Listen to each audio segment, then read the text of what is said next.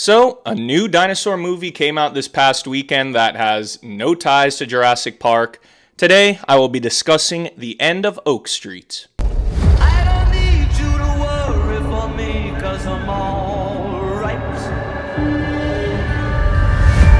I'm going to be doing this review kind of rant style off the top of my head, just giving my general thoughts on the movie. I will get into some spoilers probably towards the end of the video, but I will try and avoid them the best that I can. This movie is very Spielberg coded, so to speak. I say that just because I mentioned Jurassic Park. It does seem like something that he would have directed back in the day, and that's not a bad thing by any stretch of the imagination, depending on, I guess, how you feel about Spielberg movies. But this movie, for how fantastical and sci-fi it is with the subject matter, it is somewhat predictable, I think. Once you see it, you kind of see where the movie is going, and everything kind of gets tied up pretty with a bow at the end. I'll get into the fate of the characters later on in the video, because that's more spoilers. But for this portion, I'll just go over the things that I enjoyed in a general sense, and touch on the things that just didn't really work for me. To start off, I really enjoyed the 80s aesthetic. The movie takes place in 82, I believe, early 80s. And on top of that, I really enjoyed not just the cast, but the dynamic between the four characters within the family. You have, let me just pull up actually the cast here. So you got, obviously, Anne Hathaway and Ewan McGregor. They're playing Denise and Greg, the parents. And then you have Maisie, Stella, and Christian Convery, who are playing Audrey and Brian, their children. And I think that this movie did a very good job of really making you feel connected to this family, even though you are with them for such a short span of time. It definitely makes you feel for them as they're trying to survive all of these dangers that the dinosaurs are bringing to their house and to their neighborhood. So I feel like a lot of these kinds of movies, like survival, quote-unquote, movies, don't really have too much emphasis on you caring about the characters. It's more about just seeing them as cannon fodder at times. Whereas I felt like by the end of this movie, I really did want the characters to survive, and I wanted them to thrive and get through this experience. As far as the CGI goes, it's pretty good. I think that the set pieces are very good. Michael Giacchino actually does the score, and I really am a fan of his, and I thought that the score was really well done. Ultimately, this movie as a whole, on like a positive side, is just an entertaining so-called popcorn movie to go and watch in the theaters. Like, it's very fun. It has some, some kills with the dinosaurs, some interesting action, but it doesn't really go much deeper than that. It's not like a thought-provoking movie. And I will get into, as I said, spoilers, and I'll give a spoiler warning in a little bit, because that kind of has to deal more with what I disliked. But overall, I had a fun time at the movie theaters watching it, and I was very entertained. The movie does not overstay its welcome. It's not terribly long, especially with nowadays movies are 2.5 hour, 3 hour movies. So the movie knew what it was. It didn't take itself too seriously, and you're in and out of the story relatively quickly, which I enjoyed. And it didn't take long to get straight into the action, which is also another great positive. So now I will say that I'm going to go into slight spoiler warnings, touch on some certain character beats that I thought were a little bit meh throughout the plot of the movie. The first thing being is that the plot of the movie is basically this, as I mentioned, early 80s suburban family. The parents are dealing with marital issues. They're constantly arguing. The husband dealing with alcoholism and lost his job, and then the mother, Anne Hathaway, feels like she's not being heard or being seen and not taken seriously. She's writing a book, and that really doesn't get explored too much.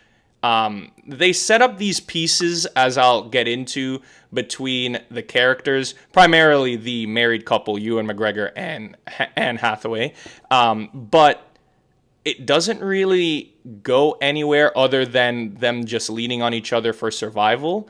And I feel like this movie's plot of them dealing with their own mundane, everyday problems that, a couple or a married couple or people in general might have.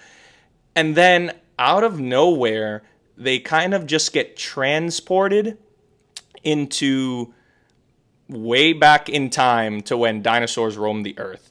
And, they touch on, like, the daughter talks about Carl Sagan, and they touch on things like, black holes and time travel and all that stuff. But that set piece is not very well explained. In essence, it's basically like this family is living their life, and then randomly they're taken back in time to the dinosaur times. And that's basically it. You don't really get an explanation as to what that sensation is, why it happens. It's not a narrative set piece that really does anything to any of the characters, which is what I was waiting for at the end. So that was a little random and a bit jarring. But as I said, like, if you just like go in to enjoy the movie, it's completely fine. But that's something I did want to touch on. The next thing is that I felt like, especially the kid characters, the daughter, and especially the brother, who I had a huge problem with a lot of his decision making. A lot of them, if you are put into a time where you go out of your house and you see that there's dinosaurs and dangerous creatures roaming around, you would definitely react in a certain way, which I think the family does initially. Like, they board up the house, they try and stay indoors as much as they can. But I felt like the children were kind of not really locked into the fact that if they go outside, they could potentially be eaten and killed. Particularly the son, there's plenty of times where he just kind of, his heart's in the right place, and he'll just go outside and he's going after the family dog and stuff like that to protect the dog. But then that prompts the daughter to go after him, and it just creates so much more problems. Just throughout the movie, he does little things that I'm like, man, like he needed to make some better decisions, but he is a kid at the end of the day. So that was a little frustrating.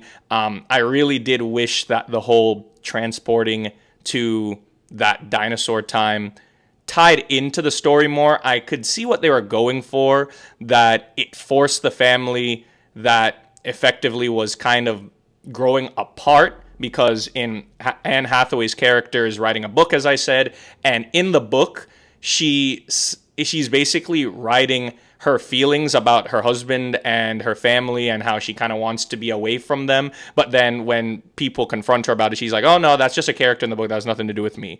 So all of these little themes within the characters of they're kind of not a tight-knit family, even though they try and seem like they are. Like, the opening scene is them at like a block party in their neighborhood, and the husband's meant to be grilling, and the mom, and everybody seems like it's all happy, but then behind closed doors they have their own issues.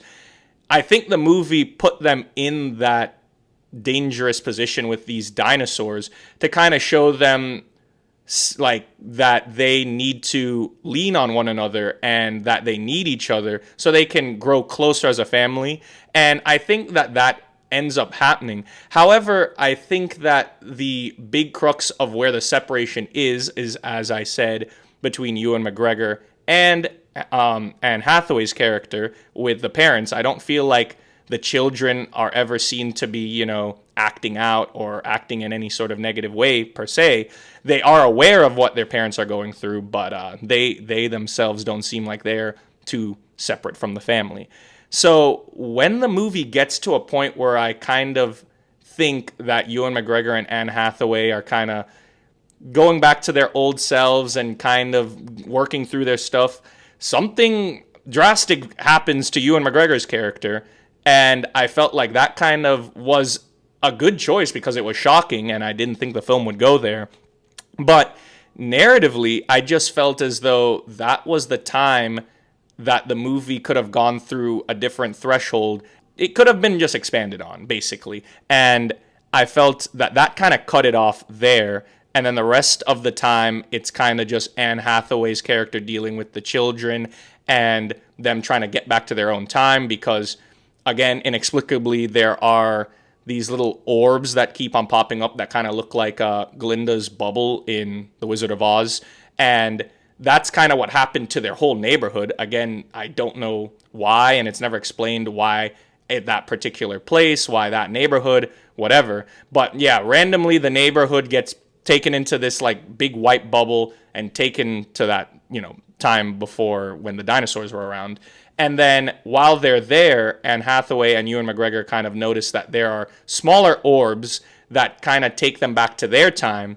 And they end up going through that towards the end. And it ends up taking them actually a couple hours, taking them back to a couple hours before the initial bubble takes over their neighborhood and sends everybody back. So Anne Hathaway ends up kind of warning everybody about it, and people clear out. And then it ends up that she writes a book about it. Her husband is safe, and the kids are safe. Everybody is singing Kumbaya. At the end, everything is all happy and merry. And that's basically how the movie ends. So, like I said, I felt like the movie set up a decent amount of things, and it did follow through on them. Like, it was a somewhat satisfying ending, and it was an ending that I was like, I could see coming from a mile away. I didn't think that they were going to be killing off the whole family. However, as I said, what happened to Ewan McGregor's character, I was very shocked with, because the nature of that movie was very cookie cutter up until that point.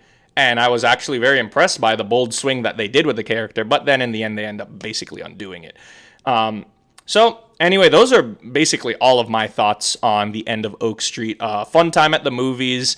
I wouldn't necessarily say you need to be in a rush to go and watch it. And it's something that you could watch on streaming if you're really not too bothered about waiting. I gave it 3 out of 5 stars. I think that it was still a fun time, and I think that it had great effects. I think the cast was great, as I said, and I really enjoyed the 80s dynamic as well as the dynamic with the family and the care that they put on the characters for the audience to actually care about them when they're in danger. So those are all of my thoughts on the end of Oak Street. I'll be discussing more of my thoughts in my podcast with Matt after the frame. I will link that in the bio below. But until next time, I will see you all later. Take care.